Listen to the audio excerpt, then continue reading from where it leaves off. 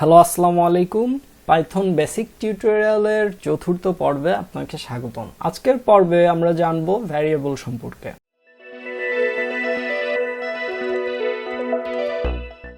Variable সম্পর্কে জানতে গেলে প্রথমেই মাথায় যে প্রশ্নটি আসে সেটা হচ্ছে ভ্যারিয়েবল কি।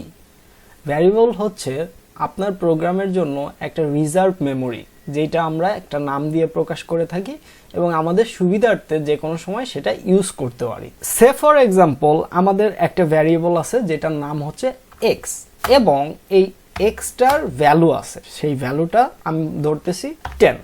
সো এইখানে এক্সটার এই যে আমি ভ্যালু 10 এটা যে ডিফাইন করলাম, এটা আমি করছি কি দিয়ে? ইকুয়াল বা প্রোগ্রামিং এর ভাষায় এটাকে বলে অ্যাসাইনমেন্ট অপারেটর। তো আমি অপারেটর দিয়ে আমি এটার ভ্যালুটা অ্যাসাইন করে দিলাম। এখন কিন্তু এটা একটা ভ্যারিয়েবল। তো ভ্যারিয়েবল হইল, তো ভ্যারিয়েবলের টাইপস আমরা কিভাবে জানতে পারি? ভ্যারিয়েবলের টাইপস জানার জন্য আমাদের টাইপ করতে হয় TYPE, টাইপ।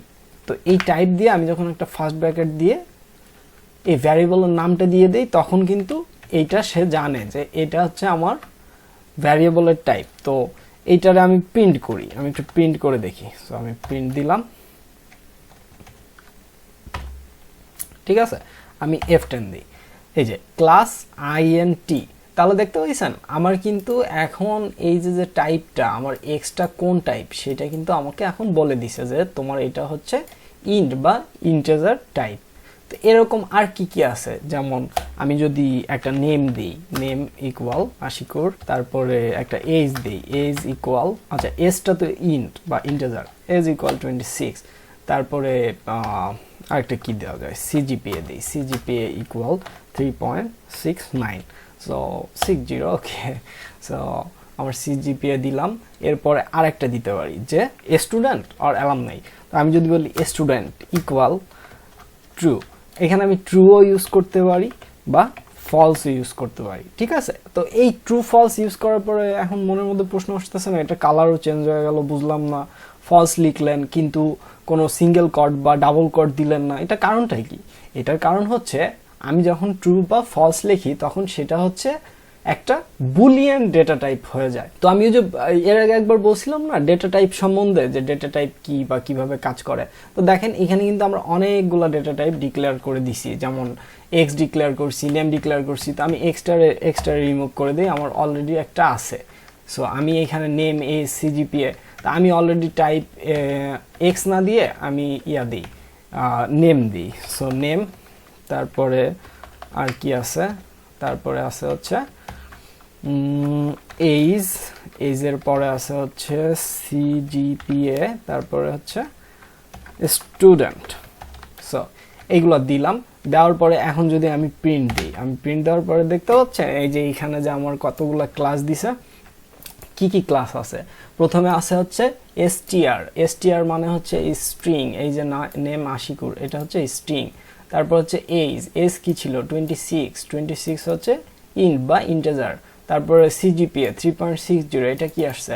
ফ্লোট। তারপরে কি দিছিলাম? স্টুডেন্ট, স্টুডেন্ট বুল, এই বুল মানে হচ্ছে বুলিয়ান। তাহলে এখন দেখতে পাচ্ছেন যে ডেটা টাইপের ধারণাটা কতটা ক্লিয়ার হয়ে গেল, এবং কোনটা কোন ডেটা টাইপ সেটা জানার জন্য আপনার আগের থেকে প্রিডিফাইন করে দেওয়া লাগতেছে না, বা আপনার প্রোগ্রামকে জানাই দেওয়া লাগতেছে না এটা কোনটা ডেটা টাইপ। সে ডাইনামিক্যালি বুঝে নিচ্ছে আপনার ইনপুট দেখে যে আপনি কি টাইপের ডেটা এখানে ইউজ করছেন, ঠিক আছে। সো এইটা এখন ক্লিয়ার হয়ে গেল। তো আমরা ডিফাইনিং দেখলাম, টাইপ দেখলাম। এখন এই যে ডিফাইন ভ্যারিয়েবলস, আমি ভ্যারিয়েবল যে ডিফাইন করতেছি বা ডিক্লেয়ার করতেছি, এইখানে কিছুটা বাধ্যবাধকতা আছে। যেমন এই যে এইখানে যে নেম আছে, এই নেমের জন্য আমি কিন্তু এরকম দিতে পারবো না যে one name. So one name কিন্তু দেওয়া যাবে না। ওয়ান নেম ইকুয়াল আমি যদি এরকম দিই যে আর HAMN রহমান, এইখানে প্রিন্ট দেই। সো আমি প্রিন্ট দিয়ে বলতেছি ওয়ান নেম। সো এইটারে আমি যখন এইবার প্রাণ করতেছি, এই যে দেখতে পাচ্ছেন আমার অন নেম রহমান, এই লাইনের পরে কিন্তু আর সে যাইতে পারতেছে না। এটা যেহেতু পাইথন কিন্তু কম্পাইল করে না, পাইথন কি করে? ইন্টারপ্রিট করে। ইন্টারপ্রিট করা মানে হচ্ছে সে লাইন বাই লাইন এই কোডগুলারে রিড করে তারপরে হচ্ছে আমাদের এক্সিকিউটেবল রেজাল্টটা দেয়। এখানে আমরা বলতেছে on line 10 on name Rahman, এইটা হচ্ছে আমার সিনট্যাক্স ইরর। তার মানে কি? আমি একটা ভ্যারিয়েবল ডিক্লেয়ার করার সময় কখনোই এই যে এই ধরনের নাম্বার দিয়ে স্টার্ট করতে পারবো না, 1 2 3 4 5 এরকম ধরনের কোনো নাম্বার দিয়ে আমি কোনো ভ্যারিয়েবল ডিক্লেয়ার করতে পারি না। কিন্তু যদি এরকম হয় যে আমার খুবই প্রয়োজন যে এই যে নাম্বার সেটা রাখতে হবে, তাহলে সেটার জন্য একটা সমাধান আছে, সেটা হচ্ছে একটা আন্ডারস্কোর। যখনই আপনি একটা আন্ডারস্কোর দিবেন তখন হচ্ছে সেটার অন নেম প্রথমে আর তাহলে ইন্টিজার টাইপের কোনো ডেটা থাকলো না। এবং সে এইবার যদি আমি আন্ডারস্কোর দিই এবং আমি আমার প্রোগ্রামটি রান করি, তাহলে কিন্তু এই যে আমার প্রিন্ট করে দেখাইছে যে রহমান প্রিন্ট হয়েছে। ঠিক আছে, তো এখন বুঝলেন যে কিভাবে এটার বাধ্যবাধকতা কি, এতটুকুই, এর পাশাপাশি আর অনেক আহামরি বড় কোনো কিছু নাই। ঠিক আছে, সো করেন 4-5টা ভ্যারিয়েবল ডিক্লেয়ার করেন, তারপরে কি করবেন, তারপরে হচ্ছে এই যে ভ্যারিয়েবলগুলো ডিক্লেয়ার করছেন অ্যান্ড এই ভ্যারিয়েবলগুলো নিয়ে একটু কাজ করবেন না। আমার একটা নেম আছে, একটা এজ আছে, একটা সিজিপিএ আছে, তারপর আমি স্টুডেন্ট কিনা এটার একটা মানে ট্রু বা ফলস আছে, প্রিন্ট করে দেখাই এখান থেকে 2-3টা ভ্যারিয়েবল নিয়ে। সো ভ্যারিয়েবল প্রিন্ট করার নিয়ম কি, যেমন আমি যদি এখানে প্রিন্ট দেই নেম এবং আমি যদি প্রোগ্রামটি রান দেই, তাহলে কিন্তু আমি এই যে দেখতে পাচ্ছি যে আমার এখানে আশিকুর প্রিন্ট করে দেখাইছে। আচ্ছা, আমি এইগুলোর কমেন্ট আউট করে দিই।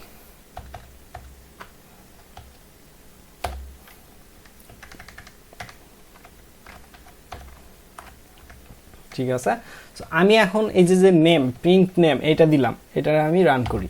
সো রান করার পরে এই যে রহমান আসলো কোন জায়গা থেকে, আচ্ছা এখান থেকে, এইটুকু আমি ডিলিট করে দিই, এটা বোঝার স্বার্থে ছিল, এটা এখন আমার প্রয়োজন নাই।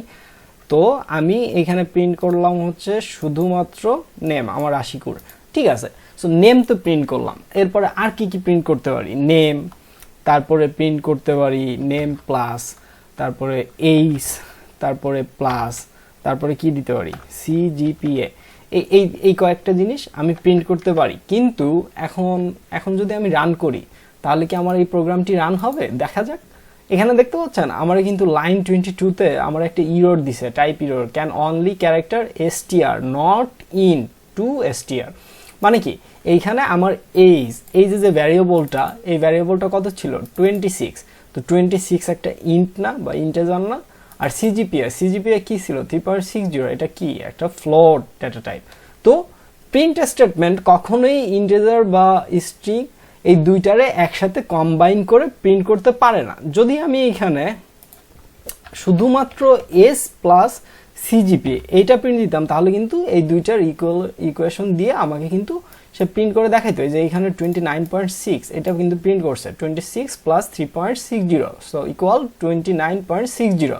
ঠিক আছে, আমার কিন্তু এইভাবে সে প্রিন্ট করে দেখাইতে পারে। বাট আমি যখনই বলতেছি যে আমার কিন্তু একটা ভ্যারিয়েবল আছে নেম, সো নেম দেওয়ার পরে সে কিন্তু আর এটারে প্রিন্ট করতে পারতেছে না, কারণ সে প্রথমে পড়তেছে স্ট্রিং, তারপরে যে দেখতেছে এজ আর সিজিপিএ। তো আমাদের কি করতে হবে, আমাদের এই এজ আর সিজিপিএটারে কনভার্ট করতে হবে কিসে, স্ট্রিংয়ে। সো স্ট্রিংয়ে কনভার্ট করার জন্য পাইথনে একটি ফাংশন ইউজ করা হয়, সেটি হচ্ছে এসটিআর।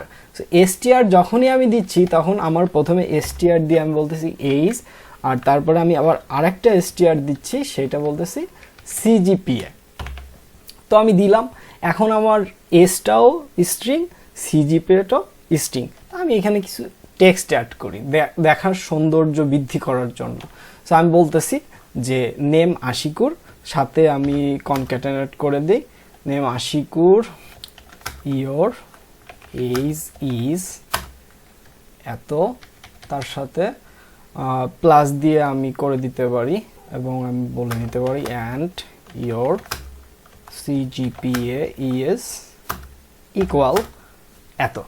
তো এখন চলেন আমি প্রিন্ট দিই আশিকুর, দেখতে পাচ্ছেন এই যে প্রিন্ট করছে যে Ashikur your age is 26 and your CGPA is 3.6। So that's it. এটা কিভাবে কাজ করতে হয় সেটা তো শিখলেন, পাশাপাশি এখানে অ্যাজ এ বোনাস আমি কিন্তু এসটিআর বা স্ট্রিং ফাংশনের কাজটিও আপনাকে শিখিয়ে ফেলেছি। সো আজকের মতো এ পর্যন্তই। নেক্সট এপিসোডে আমরা দেখব ইনপুট। ভালো থাকবেন, সুস্থ থাকবেন, আমার জন্য দোয়া করবেন। Thanks for watching.